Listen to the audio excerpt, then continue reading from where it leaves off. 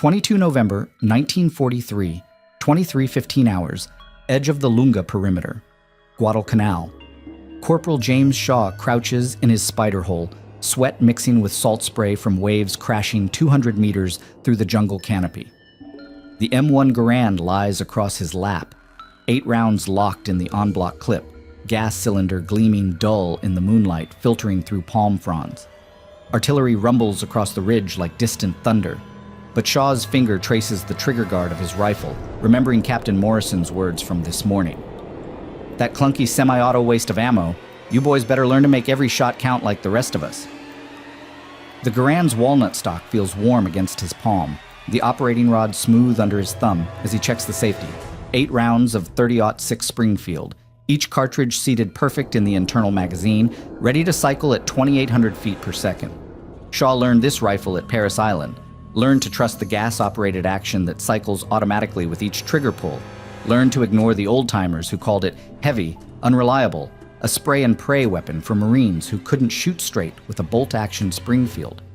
But those old-timers weren't here in the jungle, waiting for the Japanese to come screaming out of the darkness with their Arisaka Type 99 rifles, 5 rounds in an internal magazine, each shot requiring the bolt to be lifted, pulled back, pushed forward, and locked down before the next round could fire. Movement in the tree line at 80 meters, shadows separating from shadows, the distinctive silhouette of Japanese infantry moving in a skirmish line through the undergrowth. Shaw counts 12, maybe 15 figures, each carrying the long barrel of the Arisaka, each man trained to fire, work the bolt, fire again in the methodical rhythm that Japanese doctrine demanded. His section, 8 Marines spread across 40 meters of perimeter, had been mocked for carrying the semi-automatic Garands instead of the proven bolt actions, called wasteful for burning through ammunition, called undisciplined for trusting a machine to do a rifleman's work. 22 hours, the Japanese surge forward, their movement coordinated, disciplined, exactly as Shaw expected. 70 meters now, close enough to see the bayonets fixed to their rifle muzzles, close enough to hear the soft pad of boots on jungle floor. Shaw raises the Garand to his shoulder, the rear sight perfectly aligned with the front post, his breathing steady as he tracks the lead figure through the aperture. The Japanese riflemen advance in rushes. Fire, bolt action, advance, fire again. Their doctrine built around the assumption that American Marines carry bolt-action rifles just like them, that any return fire will come in the same measured, methodical pace they've trained to exploit. Shaw whispers into the darkness, "Hold, wait, now." The first shot cracks through the jungle at 23 hours. Shaw's Garand cycling immediately, the spent cartridge ejecting as the next round chambers automatically. Second shot, third, fourth. The semi-automatic action operates flawlessly, each trigger pull sending another .30-06 downrange without Shaw lifting his cheek from the stock, without losing his sight picture, without the pause that bolt action requires. Fifth shot, sixth, seventh, eighth, and the distinctive metallic ping of the en-bloc clip ejecting, the bolt locking open on an empty chamber. 12 seconds. 8 rounds of aimed fire in 12 seconds. The lead Japanese figure crumples, then the second, then the third as Shaw's Marines join the volley. 8 semi-automatic rifles firing in sequence, each Marine emptying his clip in rapid succession while the Japanese struggle to work their bolts, cycle their actions, chamber fresh rounds from their 5-shot magazines. Shaw slams a fresh clip into his Garand, the bolt snapping forward to chamber the first round, and he's firing again while the Japanese are still working their second shots. The assault falters at 60 meters, then breaks. The surviving Japanese pull back into the jungle, dragging their wounded, their carefully planned night attack shattered by a volume of fire they never expected, never trained to counter, never believed American Marines could deliver. Shaw ejects his second clip, chambers a fresh one, and stares into the darkness where muzzle flashes had been seconds before. They know now. They'll adapt. By dawn, on 23 November 1943, Shaw's section counted 47 spent clips scattered around their spider holes, 376 rounds of .30-06 fired in under 3 minutes of contact.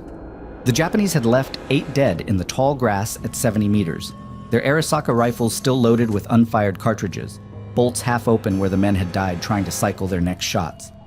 Shaw picked up one of the enemy rifles, worked the bolt mechanism, smooth, precise, but slow. Each shot required lifting the bolt handle, pulling it back to extract the spent case, pushing it forward to chamber a fresh round from the 5-shot magazine, then pressing down to lock the action. reliable, deliberate, deadly in the right hands, but not fast enough. The math carved itself into Shaw's mind as he cleaned his Garand that morning.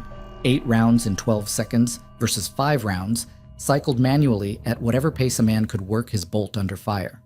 The Japanese rifleman might manage 15 aimed shots per minute if he stayed calm, if his hands didn't shake, if enemy bullets weren't snapping overhead. Shaw's M1 could deliver 40 shots per minute, maybe 50 if he pushed it, each clip change taking 4 seconds at most before he was firing again. The gap wasn't small. It was a chasm that swallowed assault waves whole. Lieutenant Colonel Lewis, Puller walked the perimeter that morning, counting bodies, counting spent brass, asking questions. Shaw showed him the Arisaka, demonstrated the bolt action, explained how the Japanese had advanced expecting to face bolt-action Springfields like their grandfathers carried in the Great War. They trained for rifle versus rifle, Shaw told Puller. Bolt for bolt. They didn't train for this. Puller nodded, made notes in his field book, asked Shaw to demonstrate the clip change under simulated fire.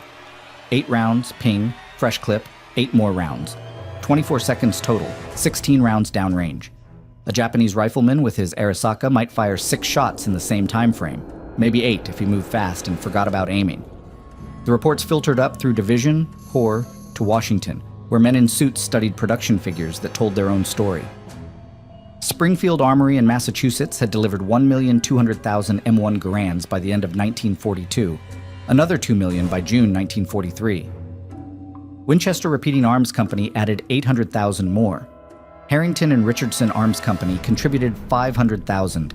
The numbers climbed toward 5.4 million rifles by 1944, enough to put a semi-automatic weapon in the hands of every American infantryman from the beaches of Normandy to the jungles of the Pacific. Every squad, every fire team, every rifleman carried the same advantage Shaw had discovered in his spider hole. 8 rounds without stopping, gas-operated cycling, no manual bolt work required. The Japanese industrial reports painted a different picture, though Shaw wouldn't see those documents until years after the war ended. The Nagoya arsenal produced Type 99 rifles at peak capacity, maybe 40,000 per month when steel allocation permitted, when bombing raids didn't shut down the assembly lines, when the raw materials could reach the factory through Allied submarine blockades. Quality suffered as production demands increased.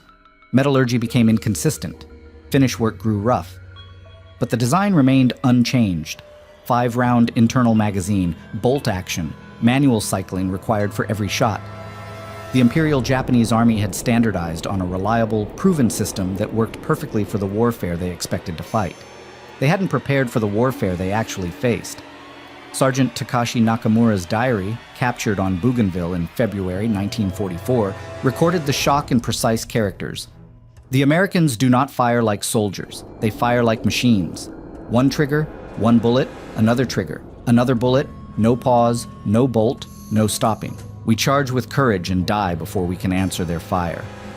The entry was dated 12 March, written after a failed night assault that left 37 Japanese dead against 2 American casualties. Nakamura had counted muzzle flashes, timed the intervals between shots, calculated rates of fire that exceeded anything in Japanese tactical manuals. His unit had trained to exploit the pause between bolt action shots, the moment when an enemy rifleman lifted his bolt handle and became vulnerable. That moment didn't exist when the enemy carried Garands. The tactical adaptation began immediately. Japanese commanders studied the new American fire patterns, developed countermeasures, issued new orders. Night attacks shifted from frontal assaults to infiltration tactics, small groups moving through terrain too broken for overlapping fields of fire. Banzai charges gave way to suicide bombers. Individual attackers who could close distance faster than rifle fire could stop them. Cave fighting replaced open field maneuvers, combat at ranges too close for the Garand's advantages to matter. The Japanese adapted because they had to. The alternative was annihilation. But adaptation took time, and time favored the side with superior firepower.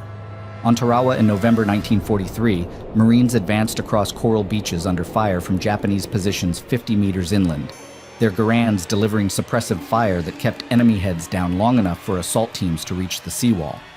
On Kwajalein in February 1944, rifle squads used coordinated fire to pin Japanese defenders while demolition teams moved up with satchel charges.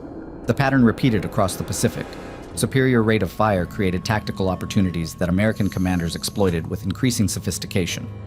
Shaw received his promotion to staff sergeant on Bougainville, where his section had become the battalion's go-to unit for close-range firefights. He trained new Marines on clip discipline, on maintaining steady fire while moving, on exploiting the psychological impact of continuous shooting. "They expect you to pause," he told his men. "They expect you to duck down and work a bolt like their rifles. When you don't pause, when you keep firing, their timing gets disrupted. That's when they make mistakes." The lessons spread through the division, codified in training manuals, distributed to rifle companies preparing for the next assault. The industrial gap widened as American production accelerated and Japanese capacity degraded under sustained bombing. By mid-1944, U.S. forces carried not just superior individual weapons, but superior logistics, superior training, superior doctrine built around the capabilities those weapons provided. The Japanese fought with increasing desperation, their tactics growing more extreme as conventional methods failed against American firepower. The war had become a contest between industrial systems, and the system that could equip every rifleman with semi-automatic weapons held decisive advantages at every level of combat. Shaw cleaned his Garand each evening, counted his clips, checked his ammunition supply. 8 rounds at a time, 40 clips in his pack. Enough firepower to stop whatever came out of the jungle. The Japanese knew it now. They feared it, and that fear would drive them to desperate measures in the battles ahead. Shaw's section transferred to the 2nd Marine Division in March 1944, shipping out of New Zealand aboard the transport USS Cambria with destination sealed until they cleared Auckland Harbor. The orders came down through regimental command on the 3rd day at sea. Saipan, largest island in the Mariana Chain, 15 miles long and 5 miles wide, defended by 31,000 Japanese troops under Lieutenant General Yoshitsugu Saito. Intelligence reports described reinforced concrete bunkers, interlocking fields of fire, and defensive positions that had been under construction since Pearl Harbor. Shaw studied the aerial photographs pinned to the bulkhead in his squad bay, Mount Tapochau, rising 1,500 feet above sea level in the island's center, sugarcane fields providing concealment for defensive positions, beaches that offered no cover for advancing infantry. The amphibious assault began at 0830 hours on 15 June 1944, Shaw's landing craft grinding across the coral reef toward beaches designated Red 1 and Red 2. Japanese artillery opened fire while the Marines were still 300 yards from shore, 25mm guns and 150mm howitzers walking their rounds across the surf zone with practiced precision. Shaw counted the seconds between shell impacts, calculated rates of fire that told him the enemy had survived 3 days of preliminary bombardment with their heavy weapons intact. The Japanese had learned from Tarawa, had dug deeper, had built better, had prepared for exactly this kind of assault.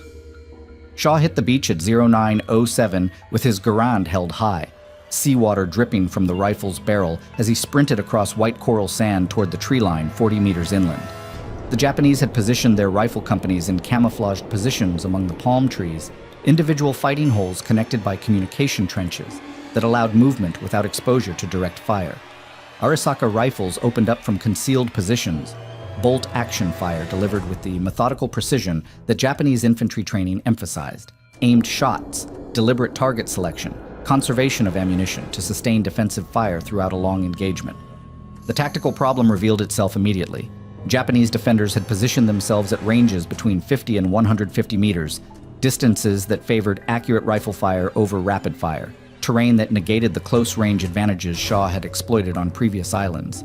The enemy had adapted their defensive scheme to counter American semi-automatic weapons, had chosen fighting positions that emphasized marksmanship over rate of fire, had forced the engagement into conditions where bolt-action rifles retained competitive advantages. Shaw realized the Japanese had studied American tactics, had developed countermeasures, had learned to fight differently. The first Japanese position opened fire from a spider hole dug beneath the roots of a coconut palm, the muzzle flash barely visible through carefully arranged vegetation that provided both concealment and a clear field of fire across the beach approaches. Shaw tracked the source through his rifle sights, estimated the range at 90 meters, well within the Garand's effective envelope, but at a distance where the enemy rifleman could take careful aim and deliver precision fire. The Japanese soldier worked his Arisaka with professional competence, fire, bolt action, chamber fresh round, acquire target, fire again. But his rate of fire remained limited by the mechanical requirements of manual cycling. Shaw established a firing position behind a coral outcropping, braced his Garand against the rock face for stability, and engaged the Japanese sniper with rapid semi-automatic fire that demonstrated the continuing relevance of superior rates of fire, even at extended ranges. 8 rounds in succession, aimed fire directed at the base of the coconut palm, where muzzle flashes had revealed the enemy position.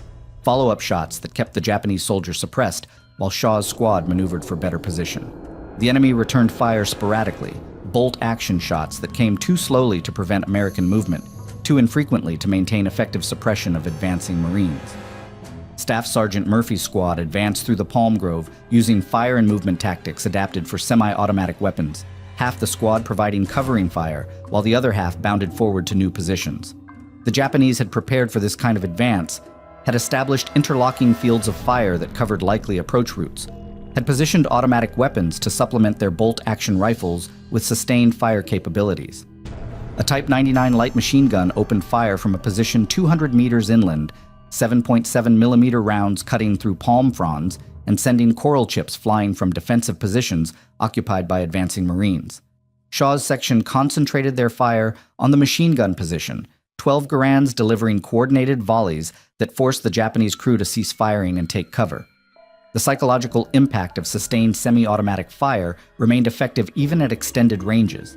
Enemy soldiers who exposed themselves to engage individual targets found themselves receiving return fire from multiple sources, rapid fire that arrived faster than bolt-action weapons could respond. The Japanese machine gunners attempted to resume firing several times, but concentrated Garand fire kept them pinned down long enough for Marine assault teams to maneuver within grenade range. The assault on the machine gun position demonstrated how American infantry tactics had evolved to exploit semi-automatic weapons capabilities. Shaw's Marines used suppressive fire to fix enemy positions in place, then maneuvered under covering fire to positions where grenades and automatic weapons could finish the engagement. The Japanese defended courageously, but their defensive scheme depended on mutual support between positions, coordination that became impossible when sustained rifle fire prevented movement and communication. Individual fighting holes became isolated strong points that could be reduced systematically by Marines who could deliver overwhelming fire superiority at decisive points. By 1400 hours, Shaw's company had advanced 800 meters inland from the beach, a rate of progress that exceeded planning estimates despite encountering prepared defensive positions manned by experienced troops. The Japanese had fought skillfully, had used terrain to their advantage, had demonstrated tactical competence that made every yard costly for attacking Marines. But they had fought with bolt-action rifles against semi-automatic weapons, had accepted a fundamental disadvantage in rates of fire that American tactics exploited ruthlessly. Japanese positions fell not because of superior courage or better training, but because American riflemen could deliver more rounds per minute at decisive moments in each engagement.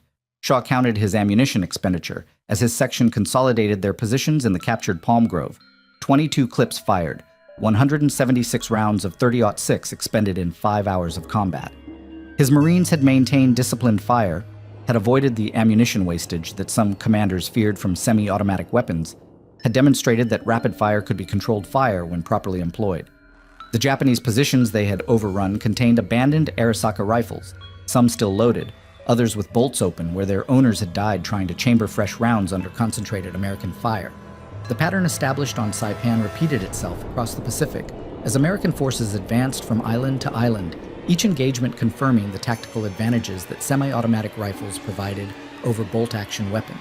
Japanese commanders recognized the problem, issued new tactical instructions, developed innovative countermeasures that emphasized night fighting, close-quarters combat, and infiltration tactics designed to negate American fire superiority. But adaptation took time, and time favored the side with superior industrial capacity and unlimited ammunition supplies. Shaw cleaned his Garand that evening as artillery fire rumbled across the island, Japanese counterattacks developing against Marine positions established during the day's advance. The enemy would come again after dark, would try to exploit terrain, and surprise to overcome American firepower advantages, would fight with the desperate courage that made Japanese infantry formidable opponents despite their tactical disadvantages. But they would come with bolt-action rifles, 5 rounds at a time, manual cycling required for every shot. Shaw had 8 rounds ready, 38 clips remaining, enough firepower to hold whatever ground the Marines had taken. The Japanese counterattack came at 03:15 on 16 June, not across open ground where Garand fire could cut them down, but through a network of caves and tunnels that honeycombed the coral ridge behind Shaw's position. No muzzle flashes to target, no clear fields of fire, No opportunity to exploit the semi-automatic advantage that had proven decisive in previous engagements. Shaw heard movement in the darkness, boots scraping on coral, equipment rattling softly, whispered commands in Japanese, but couldn't locate targets for his rifle until enemy soldiers emerged from hidden entrances less than 10 meters from marine fighting holes. The first Japanese soldier appeared from a cave mouth Shaw hadn't known existed, rising from the coral like a ghost with bayonet fixed to his Arisaka rifle, close enough that Shaw could see the man's face in the dim starlight. No time for aim fire, no opportunity to utilize the Garan's rate of fire advantage, just point-blank combat where reaction time mattered more than weapon capabilities. Shaw fired from the hip, the 30-06 round taking the Japanese soldier center mass, but two more enemy fighters emerged from the same cave before Shaw could chamber his next round. The semi-automatic cycling that had dominated previous firefights meant nothing at distances measured in arm's length.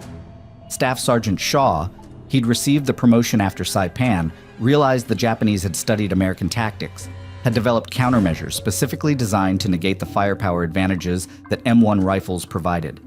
Cave fighting eliminated the medium-range engagements where rapid fire proved decisive, forced combat into confined spaces where bolt-action rifles performed as effectively as semi-automatic weapons, neutralized the tactical innovations that had made American infantry superior in open terrain. The enemy had adapted faster than Shaw expected. Captain Sakai Oba's guerrilla fighters moved through the tunnel system with practiced efficiency, emerging at calculated intervals to engage marine positions before disappearing back into the coral labyrinth that connected dozens of hidden positions across the ridge complex. Shaw tracked muzzle flashes that appeared and vanished before he could establish firing solutions. Enemy riflemen who fired single shots from concealed positions then withdrew before American return fire could reach them. The Japanese had abandoned the frontal assaults that played to American strengths, had developed tactics that exploited terrain and surprise to overcome firepower disadvantages. The psychological impact reversed itself during the cave fighting. Shaw's Marines, accustomed to dominating engagements through superior rates of fire, found themselves reacting to enemy initiatives rather than controlling the tactical rhythm of combat. Japanese soldiers appeared without warning, engaged at point-blank range, then vanished into tunnel systems that marine maps didn't show and intelligence reports hadn't identified. The Garan's 8-round capacity meant nothing when enemy soldiers fired single-aim shots, then disappeared before Shaw could locate their positions. Shaw's section took its first casualties at 0437 when a Japanese infiltration team emerged from a cave entrance directly beneath 2nd Squad's fighting hole, bayonets and grenades instead of rifle fire, hand-to-hand combat where training and physical strength mattered more than weapon specifications. Corporal Martinez died trying to work his Garan's bolt, not because the rifle malfunctioned, but because a Japanese soldier with a bayonet reached him before he could complete his reload sequence. The weapon that had provided decisive advantages in previous battles became a liability in fighting too close for marksmanship. Lieutenant General Yoshitsugu Saito had issued new tactical instructions to his defending forces after studying American assault techniques on previous islands. Recognizing that Japanese infantry couldn't match American firepower in conventional engagements, but could neutralize that advantage through careful selection of fighting positions and engagement ranges. Cave systems carved into coral ridgelines provided natural defensive positions that channeled American advances into killing zones where individual courage mattered more than rates of fire, where Japanese soldiers could fight on terms that emphasized their strengths rather than exposing their weaknesses. Shaw organized his remaining Marines into fire teams optimized for close-quarters combat, pairing riflemen with automatic weapons and demolition charges to clear cave systems methodically, rather than relying on suppressive fire to dominate open-ground engagements. The tactical evolution reflected lessons learned through hard experience.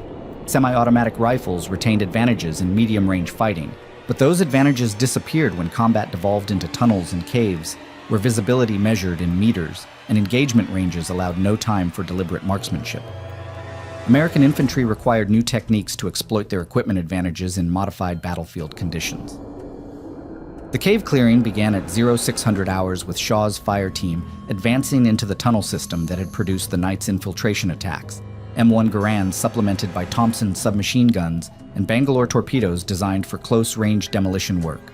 The tunnels extended 30 meters into solid coral, wide enough for single-file movement, tall enough for a crouching man, illuminated by flashlights that provided both visibility and target designation for enemy riflemen positioned in defensive alcoves carved into the tunnel walls. Shaw encountered the first Japanese position 12 meters into the main tunnel, a fighting hole excavated into the left wall with clear fields of fire down the approach corridor, manned by a soldier armed with an Arisaka rifle and sufficient ammunition to sustain defensive fire for extended periods. The range was 8 meters, point-blank by infantry standards, close enough that weapon cycling time became irrelevant and marksmanship reduced to simple point-and-shoot techniques. Shaw fired first, his Garand's semi-automatic action providing no meaningful advantage over the defender's bolt-action rifle in an engagement that lasted 3 seconds from first contact to resolution. The tunnel fighting continued for 2 hours, Shaw's team advancing meter by meter through coral passages that negated every tactical advantage American forces had developed during 18 months of Pacific combat. Japanese defenders fought from prepared positions optimized for close-range engagements, using terrain that eliminated the fields of fire necessary for suppressive fire techniques, forcing American infantry to clear each position through direct assault rather than the fire and movement tactics that had proven effective in open terrain. The Garand remained a superior weapon, but its superiority meant nothing in fighting where engagement ranges precluded the rapid fire that made semi-automatic rifles decisive. Shaw lost 2 more Marines clearing the tunnel system, Privates Johnson and Kowalski, both killed by Japanese riflemen who fired single shots at ranges too close to miss, then died when American return fire reached their positions microseconds later. The exchange rate favored neither side in fighting where accuracy mattered more than rate of fire, where defensive positions provided equal protection for bolt action and semi-automatic rifles, where tactical skill rather than equipment specifications determined outcomes. Shaw realized the Japanese had found ways to neutralize American firepower advantages through careful selection of battlefields that played to their strengths. The ridge complex fell at 1400 hours after Marine engineers demolished the main cave entrances with shaped charges that sealed the tunnel system permanently, cutting off Japanese defenders from their supply routes and communication networks, while eliminating the tactical advantages that underground fighting provided. Shaw's company suffered 12 casualties clearing positions that would have been overrun in minutes during open ground fighting, losses that reflected the reduced effectiveness of American weapons and tactics when employed in terrain that negated their inherent advantages. Shaw counted his remaining ammunition as his section consolidated defensive positions on the captured ridge, 16 clips expended during 8 hours of combat, most fired, at ranges under 20 meters where the Garand's semi-automatic capabilities provided minimal advantages over bolt-action rifles. The Japanese had demonstrated tactical flexibility that American commanders hadn't anticipated, had shown the ability to adapt their fighting methods to neutralize superior American firepower, had proven that weapon advantages could be overcome through intelligent use of terrain and innovative tactical techniques. The coral ridges of Saipan stretched ahead for miles, each position potentially defended by Japanese forces who had learned to fight differently, who understood American capabilities and had developed countermeasures that reduced the effectiveness of semi-automatic rifles in carefully chosen conditions. Shaw cleaned his Garand mechanically, checking the gas cylinder and trigger mechanism while considering the tactical implications of an enemy who refused to fight on American terms. The weapon remained superior, but superiority meant nothing if the enemy could choose when and where to engage. The massed assault began at 0200 hours on 18 June 1944, not with the careful infiltration tactics that had bloodied Shaw's section in the caves, but with the largest banzai charge the Japanese 43rd Division could assemble from their remaining strength on Saipan. Lieutenant General Saito had committed every available rifleman to a final desperate attack designed to break through American lines before dawn. 3,700 Japanese soldiers advancing across 800 meters of open sugarcane field in a human wave that stretched from the coastal road to the base of Mount Tapachau.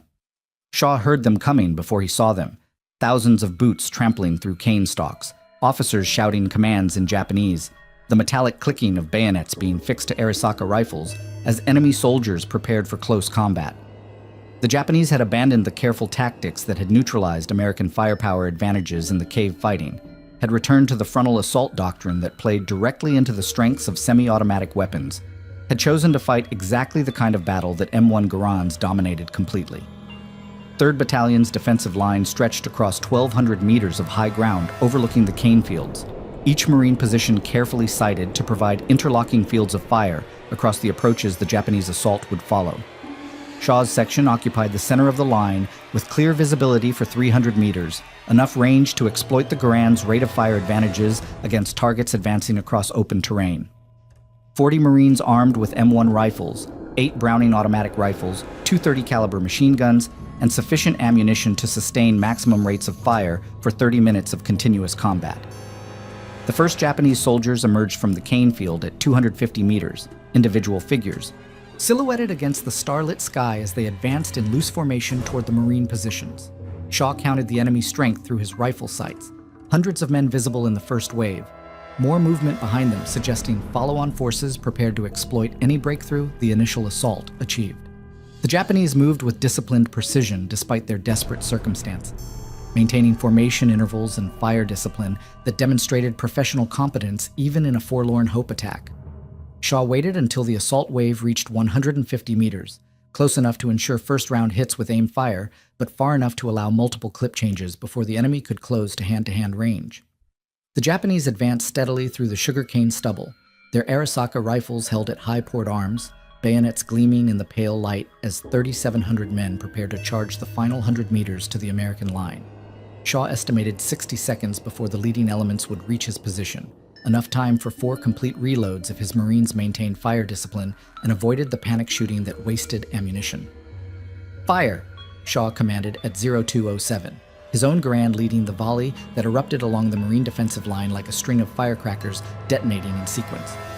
40 M1 rifles firing 8 rounds each in rapid succession, 320 aim shots delivered in 15 seconds, followed by the distinctive metallic ping of clips ejecting and the practiced motion of Marines reloading under combat conditions. The Japanese assault waves staggered under the concentrated fire, individual soldiers crumpling to the ground while others stumbled forward through the gaps torn in their formation. The rate of fire differential became devastatingly apparent within seconds of the engagement opening.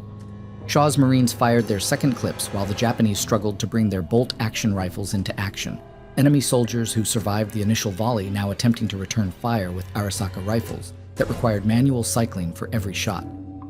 A few Japanese riflemen managed to fire back, single shots, carefully aimed, bolt actions worked with desperate speed, but their response came too slowly and too weakly to suppress the American positions that continued pouring semi-automatic fire into the advancing mass of enemy infantry.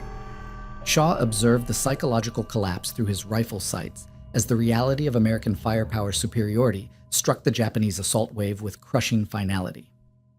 Enemy soldiers who had trained to exploit the predictable rhythm of bolt-action warfare found themselves facing continuous fire that never paused, never gave them the tactical breathing space their training assumed would exist between enemy volleys. The Japanese advance faltered at 100 meters as leading elements took casualties faster than following troops could fill the gaps, the assault wave losing cohesion under fire more intense than their commanders had calculated possible. Captain Sakai Oba's reserve company attempted to maintain the attack's momentum, advancing through the casualties of the first wave while firing their Arisaka rifles from the hip in a desperate attempt to suppress the Marine positions long enough for surviving Japanese soldiers to close to bayonet range. Shaw's section concentrated their fire on the fresh enemy troops, 8 Marines firing coordinated volleys that cut down the Japanese reserves before they could advance 50 meters from their jump-off positions. The semi-automatic Garands delivered sustained, accurate fire that no bolt-action force could match, rate of fire superiority that translated directly into tactical dominance. The third Japanese wave never materialized. Enemy soldiers who had survived the destruction of the first 2 assault groups took cover in the sugarcane stubble, individual riflemen firing single shots at the Marine line, while the bulk of Saito's remaining strength retreated toward prepared positions in the island's mountainous interior. Shaw counted muzzle flashes from enemy rifles, perhaps 30 individual weapons still in action, scattered across 800 meters of battlefield, firing at rates that posed no meaningful threat to Marine positions defended by automatic weapons and semi-automatic rifles. Shaw's ammunition expenditure during the 20-minute engagement totaled 18 clips, 144 rounds of 30-06 fired at targets ranging from 50 to 250 meters. His section had maintained disciplined fire throughout the action, avoiding the ammunition wastage that prolonged combat could produce, demonstrating that rapid semi-automatic fire could be controlled fire when employed by trained riflemen against appropriate targets. The Japanese assault had collapsed not because of superior American courage or better training, but because bolt-action rifles could not compete with semi-automatic weapons in sustained firefights across open terrain. The battlefield silence that followed the failed assault carried an ominous finality that Shaw recognized from previous engagements, where Japanese forces had committed their reserves to desperate attacks. Enemy casualties littered the sugarcane field in windrows, that marked the furthest advance each assault wave had achieved before American firepower stopped their progress. Arisaka rifles scattered among the dead and wounded where their owners had fallen, trying to close with bayonets against Marines who could fire 8 times faster than bolt-action weapons allowed. Shaw walked the battlefield at first light, counting enemy dead and examining the rifles they had carried into their final attack. Most Arisaka rifles remained loaded, their owners killed before they could fire the single shots their weapons would have delivered if American semi-automatic fire had given them time to aim and shoot. A few Japanese soldiers had managed to work their bolts and chamber fresh rounds, but none had fired more than 3 shots before Shaw's Marines cut them down with concentrated Garand fire that arrived faster than bolt-action rifles could respond. Lieutenant Colonel Lewis Puller visited Shaw's section during the casualty count, examining the tactical results that confirmed American firepower superiority in the most definitive terms possible. 3,700 enemy soldiers, Puller noted, studying the intelligence estimates. 12 Marine casualties, all minor wounds. The exchange rate reflected the fundamental advantage that semi-automatic rifles provided over bolt-action weapons when employment conditions favored rapid fire over precision marksmanship, when tactical situations allowed American forces to fight the kind of battle their equipment dominated completely. Shaw cleaned his Garand as burial details processed the Japanese dead, the rifle's action functioning smoothly after firing 144 rounds in sustained combat. No malfunctions or stoppages that could have compromised his section's firepower during critical moments of the engagement. The weapon had performed exactly as designed, had delivered the rate of fire advantages that American doctrine expected, had proven itself superior to bolt-action rifles under conditions where superiority mattered most. The Japanese had learned what concentrated semi-automatic fire could accomplish. They would never forget the lesson. Shaw received his orders for Okinawa on 28 February 1945. Promotion to gunnery sergeant effective immediately. Assignment as squad leader for 1st Platoon, Easy Company, 2nd Battalion, 5th Marine Regiment. The transport USS Henrico carried his unit north from Saipan through waters where Japanese submarines still hunted American convoys. The troop ship zigzagging through the Philippine Sea while Shaw studied intelligence reports that described the largest Japanese defensive complex the Pacific War had produced. 450 square miles of fortified terrain, 120,000 enemy troops commanded by Lieutenant General Mitsuru Ushijima, defensive positions that had been under construction since 1944, using forced labor and military engineers who understood exactly what American amphibious assaults could accomplish. The Japanese had learned every lesson the Pacific Campaign offered. Cave systems carved deep into Okinawa's limestone ridges neutralized American artillery and naval gunfire. Interconnected tunnel networks allowed movement without exposure to air attack. Defensive positions sited to channel American advances into predetermined killing zones where superior firepower meant nothing. Shaw read captured documents that detailed Japanese tactical evolution. No more banzai charges, no more frontal assaults against semi-automatic rifles, no more fighting on American terms. The enemy would force close-quarters combat in terrain that negated every advantage M1 Garands had demonstrated in previous campaigns. Shaw's platoon landed on Red Beach 1 at 0830 on 1st April 1945, meeting no resistance as they advanced inland across ground the Japanese had deliberately abandoned to draw American forces into the interior where prepared defenses waited. The beaches that should have been contested lay empty. The coastal positions that intelligence had identified as primary objectives sat vacant. The preliminary bombardment that had pulverized suspected enemy concentrations had struck positions the Japanese had evacuated weeks earlier. Shaw recognized the tactical sophistication immediately. The enemy had studied American doctrine, had identified the predictable patterns of amphibious assault, had positioned their main defenses where American advantages became liabilities. The first serious resistance developed on 5th April at a ridge complex the Marines designated Hill 260, limestone formations rising 80 meters above the surrounding terrain and honeycombed with defensive positions that commanded every approach route for 3 kilometers in all directions. Shaw's platoon advanced through a valley that funneled their movement toward Japanese positions optimized for close-range engagement, terrain that eliminated the fields of fire necessary for suppressive fire techniques, ground that forced combat into ranges where Arisaka rifles performed as effectively as semi-automatic weapons. The enemy had chosen their battlefield with calculated precision. Shaw established his platoon's base of fire behind coral outcroppings 60 meters from the base of Hill 260, positioning his Marines to provide covering fire for assault teams armed with flamethrowers and demolition charges. The Japanese positions remained invisible until muzzle flashes revealed individual fighting holes carved into the limestone face, enemy riflemen firing single-aim shots from concealed positions that offered complete protection from return fire. Shaw counted 12 separate firing points, each manned by soldiers with clear fields of fire down the approaches his Marines would have to cross, each position supporting the others in an interlocking defensive scheme that channeled American advances into predetermined kill zones. The assault began at 1400 hours, with Shaw's first squad advancing under covering fire from the remaining Marines, automatic weapons and semi-automatic rifles delivering suppressive fire against known enemy positions, while riflemen with Bangalore torpedoes maneuvered toward the limestone face. Japanese defenders responded with disciplined fire, individual riflemen shooting from positions that provided both concealment and protection, enemy soldiers who fired one or two aimed shots, then shifted to alternate positions before American return fire could reach their original locations. The tactical evolution was complete. Japanese infantry no longer tried to match American rates of fire, instead exploiting terrain that made rapid fire irrelevant. Private First Class Kowalski reached the base of the ridge at 1423, carrying demolition charges designed to seal cave entrances and eliminate Japanese firing positions, advancing under covering fire that had failed to suppress enemy positions, effectively due to the protection limestone formations provided. A Japanese rifleman armed with an Arisaka rifle engaged Kowalski from a position 12 meters above his location. Single shot fired with deliberate precision at a range where bolt-action cycling time meant nothing and accuracy determined outcomes. Kowalski fell with the Bangalore torpedo still strapped to his pack. The assault stalled 30 meters from its objective by enemy fire that Shaw's Marines couldn't suppress with their semi-automatic weapons.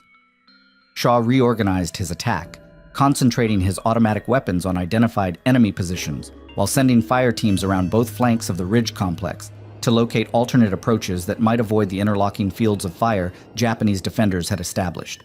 The tactical problem required infantry skills rather than superior firepower, reconnaissance, maneuver, coordination between supporting and assaulting elements, techniques that emphasized training and leadership over equipment advantages. The M1 Garand remained a superior weapon, but its superiority meant nothing in terrain that negated the rapid fire capabilities that made semi-automatic rifles decisive in previous engagements. The flanking movement succeeded at 1547 when Corporal Martinez discovered a ravine that provided concealed access to the reverse slope of Hill 260, dead ground that Japanese defenders couldn't observe from their primary positions, terrain that allowed American forces to approach the ridge complex from an unexpected direction. Shaw's second squad advanced through the ravine while his remaining Marines maintained suppressive fire against the forward Japanese positions, coordinated movement that exploited tactical techniques rather than firepower advantages, infantry tactics that worked regardless of weapon specifications or rates of fire. Japanese resistance collapsed when Marines appeared on the reverse slope of Hill 260 at 1615.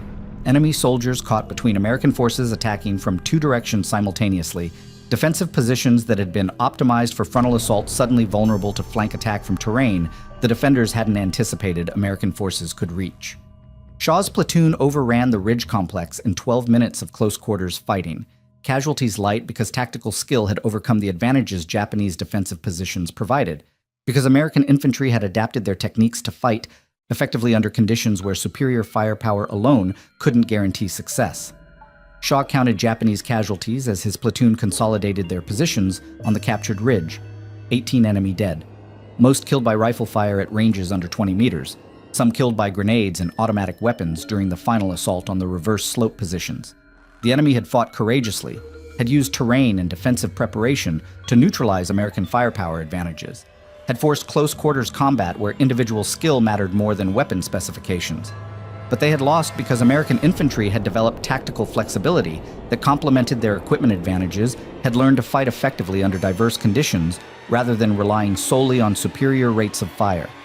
The captured ridge provided Shaw's company with observation over the next valley, terrain that revealed the full extent of Japanese defensive preparations across southern Okinawa.